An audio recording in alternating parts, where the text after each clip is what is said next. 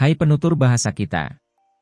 Di video kali ini kita akan membahas tentang kaidah bahasa dalam hikayat dan cerpen.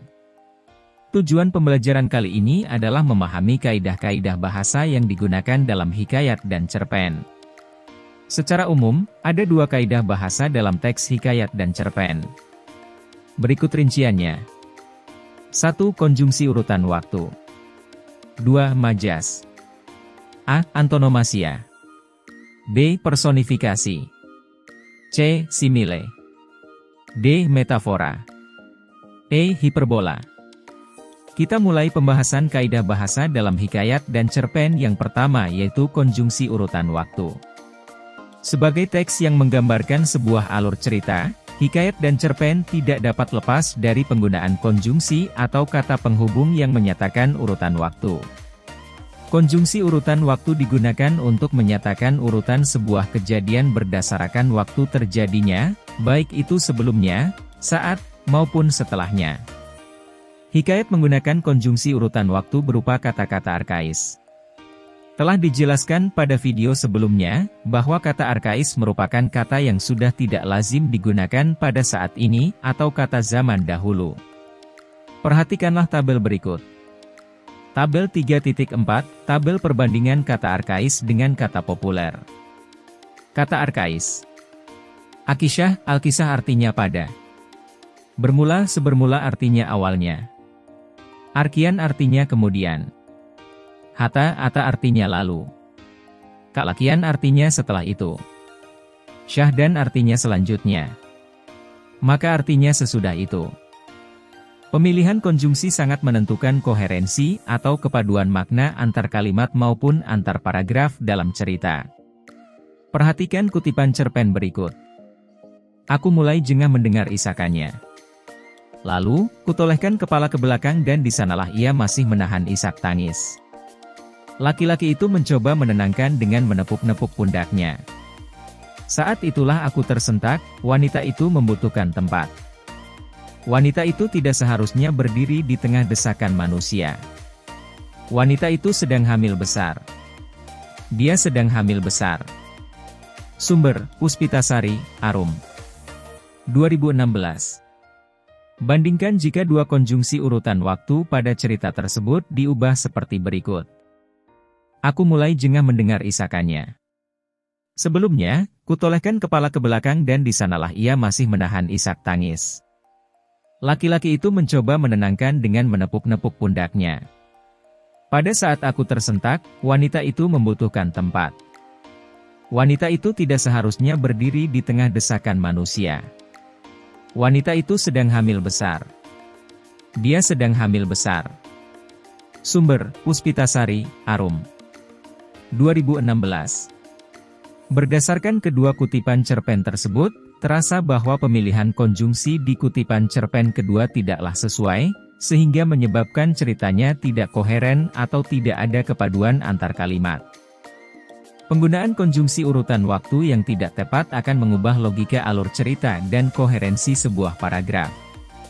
Koherensi adalah hubungan logis antara bagian karangan atau antara kalimat dalam satu paragraf. Hal lain yang perlu diperhatikan dari penggunaan konjungsi waktu adalah frekuensinya. Jangan terlalu banyak menggunakan konjungsi urutan waktu pada satu paragraf. Penggunaan yang terlalu sering, apalagi kata yang sama, akan membuat cerita yang ditulis menjadi kekanak-kanakan. Bandingkanlah dua penggalan cerita berikut. Jam 5 pagi saya bangun. Sesudah itu saya ke kamar mandi, lalu saya mandi. Sesudah itu saya berpakaian. Sesudah berpakaian lalu saya makan pagi. Kemudian, saya menyiapkan buku-buku sekolah saya. Sesudah itu saya pamit ayah dan ibu, lalu saya berangkat ke sekolah, Kraf 1994-79. Hari masih pukul 5 pagi. Udara masih terasa segar dan nyaman, keadaan sekitar pun masih sunyi senyap. Tanpa menghiraukan kesunyian pagi itu, saya pergi menuju kamar mandi. Siraman air yang sejuk dan dingin mengagetkan saya, tetapi hanya sekejap. Segera mengeringkan tubuh dan berpakaian merupakan pilihan yang tepat untuk mengusir rasa dingin itu. Sepiring sarapan semakin menghangatkan tubuh saya. Buku-buku sekolah sudah menunggu untuk disiapkan sebelum saya berpamitan kepada ayah dan ibu untuk berangkat ke sekolah. Kraft 1994-80 dengan penyesuaian. Dari kedua penggalan cerita tersebut, dapat kita simpulkan bahwa penggalan cerita pertama terlalu sering mengulang konjungsi urutan waktu, sesudah, sehingga membuat cerita yang ditulis menjadi kekanak-kanakan atau kurang variatif. Berbeda dengan penggalan cerita kedua yang minim penggunaan konjungsi urutan waktu, namun lebih mengutamakan variasi kalimat. Hal itu membuat paragraf kedua lebih baik dan enak dibaca. Berikutnya, kaidah bahasa dalam hikayat dan cerpen yang kedua adalah penggunaan majas. Majas atau gaya bahasa sangat erat kaitannya dengan cerita fiksi. Majas digunakan untuk menambahkan keindahan cara penyampaian cerita.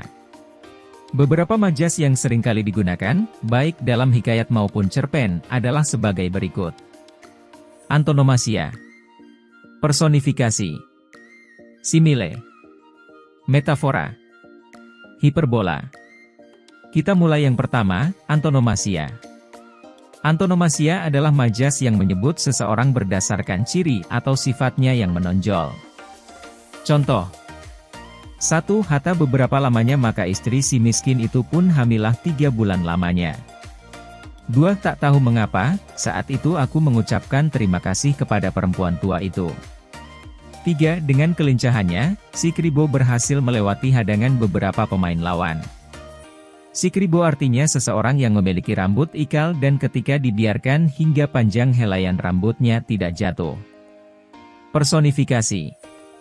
Personifikasi adalah majas yang menyatakan benda mati maupun benda hidup yang bukan manusia misalnya, hewan atau tumbuhan, sebagai sesuatu yang seolah-olah bersifat dan berlaku layaknya manusia.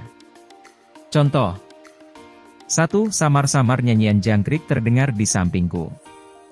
2. Bulan dan bintang akan terus menemani perjalanan malam ini. Bulan dan bintang adalah sebuah benda mati. Di dalam majas personifikasi, bulan dan bintang ini diberikan sentuhan sifat manusia yang bisa menemani. 3. Bulir padi menunduk seraya mengucapkan selamat pagi kepada para pejalan kaki.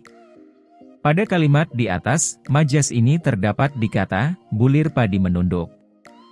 Gaya bahasa ini memberikan perilaku atau sifat yang biasa dilakukan oleh manusia ke bulir padi yang sebetulnya tidak memiliki nyawa. Simile. Majas simile adalah majas yang membandingkan suatu hal dengan hal lainnya secara eksplisit menggunakan kata penghubung atau kata pembanding. Kata penghubung atau kata pembanding yang biasa digunakan antara lain, seperti, laksana, bak, dan bagaikan. Contoh. 1. Kamu tidur seperti kerbau, canda ibu. 2. Mereka selalu bertengkar bak kucing dan anjing. 3. Senyummu bagai bulan sabit yang menerangi kegelapan malam. 4. Bersabarlah ibarat samudra yang mampu menampung keluh kesah segala muara. Metafora. Metafora adalah majas yang menggunakan kata atau kelompok kata untuk mewakili hal lain yang bukan sebenarnya, mulai dari bandingan benda fisik, sifat, ide, atau perbuatan lain. Metafora tidak menggunakan kata penghubung atau kata pembanding seperti simile. Contoh. 1. Si jago merah melahap habis puluhan rumah di dalam desa itu. Arti si jago merah adalah api. 2. Ibu tersebut terlihat murung karena si buah hati sedang jatuh sakit. Arti buah hati adalah anak. 3. Tikus kantor masih berkeliaran bebas di negeri ini. Arti tikus kantor adalah koruptor. 4. Dasar kepala batu. Sulit sekali membuatmu untuk berhenti merokok. Arti kepala batu atau keras kepala memiliki makna seperti sulit untuk dinasihati. Hiperbola. Hiperbola adalah gaya bahasa yang mengandung pernyataan dengan cara melebih-lebihkan sesuatu dari yang sebenarnya. Dengan kata lain, majas hiperbola menggunakan kata yang cenderung lebay. Dalam bahasa Indonesia, majas hiperbola termasuk dalam majas pertentangan. Contoh. 1. Ketulusanmu membantuku setiap aku membutuhkan, membuat hatiku meleleh. 2. Pujian dari gadis idamannya membuat dia melambung tinggi sampai ke angkasa. 3. Kesedihan dan penyesalan wanita itu akibat kematian anaknya membuat tangisannya membanjiri pemakaman hari ini. 4.000 kota sudah kulalui untuk mencari kekasih hati. Dari contoh kalimat majas hiperbola tersebut, pernyataan yang melebih-lebihkan sesuatu dari sebenarnya tampak pada istilah yang dicetak tebal. Demikianlah pembahasan materi kali ini tentang menggunakan kaidah bahasa dalam hikayat dan cerpen. Seperti yang telah dijelaskan tadi, kaidah bahasa dalam hikayat dan cerpen ada dua, yaitu 1. Konjungsi urutan waktu. 2. Majas. Antonomasia. Personifikasi. Simile. Metafora.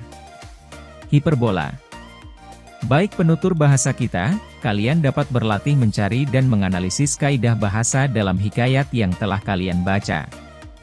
Dengan begitu akan menambah pemahaman tentang konjungsi urutan waktu dan jenis majas yang kerap dipakai dalam hikayat dan cerpen. Selamat belajar. Sampai jumpa di video berikutnya, penutur bahasa kita.